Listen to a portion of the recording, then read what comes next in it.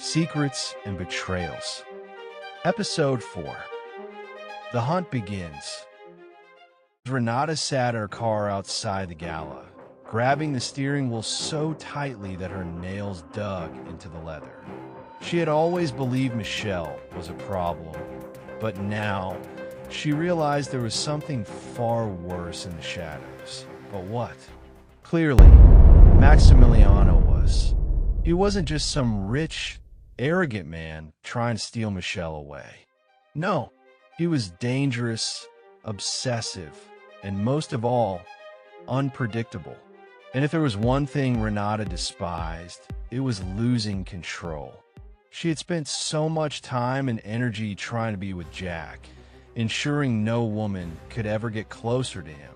But Maximiliano, he wouldn't just take Michelle. He would take Jack's life, his career, and his future just for fun and to show everyone how powerful he is. She had to act. The first warning. 2 days later, Maximiliano received a little gift delivered to his office. It was a nice silver envelope, but no address and no name. Inside, there was a photo of him taken from a distance. He remembered he saw a flashlight one day when he was on his balcony, sipping his morning coffee, but he didn't pay much attention to it. On the back of the picture, a message was written in an elegant handwriting, saying this: "You are being watched. Walk away, or you won't walk at all." Maximiliano chuckled as he read it, amused. He recognized power plays when he saw them, but he wasn't afraid. Instead, he smirked and leaned back in his chair, repeating these words in his mind. "Ah, sweet and innocent Renata.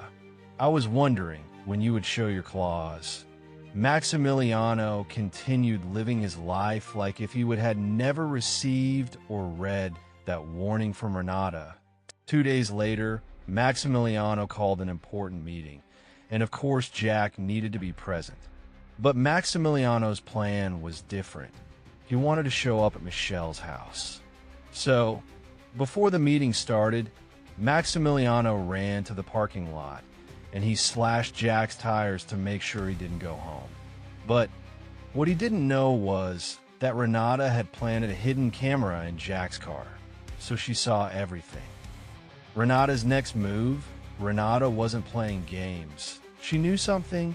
Men like Maximiliano, wealthy, arrogant, thinking they are untouchable, are difficult to scare. So, she made sure he felt fear. That night, as Maximiliano returned to his penthouse, something was off. His security guard was missing. The lobby was too quiet, and a powerful silence filled his living room. As he stepped into his apartment, he noticed something immediately. Someone had faded the lights, and a single candle flickered on his marble countertop. And suddenly he heard a subtle noise coming from his bedroom. There was a freshly sharpened knife on his bed. Maximiliano felt fear for the first time in years. That's when his phone buzzed. A single message: "This is your last warning. Next time, the knife won't be sitting on your bed." Renata was getting anxious thinking about what to do to handle Maximiliano quickly. That's when she decided to call a man named Santiago de Leon, who's still secretly in love of her. Santiago is Renata's ex. She knows he is capable of doing whatever it takes to please her. That's why she always keeps him around. Plus, he owed her a favor.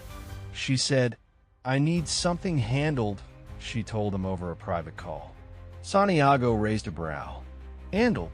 How?" Renata sipped her tea and said, "I will send you an address. Meet me there and bring the twins." Santiago smirked and said, "See you soon, my love." Now, all she had to do was attract Maximiliano into the perfect trap. And she perfectly knew how. The invitation. A week later, Maximiliano received a message from an unknown number. "Meet me at the Blue Orchid Hotel, penthouse suite. Tonight, midnight. Michelle." He had been waiting for Michelle to break. Smart girl, he murmured to himself, buttoning his shirt. Stay tuned for more.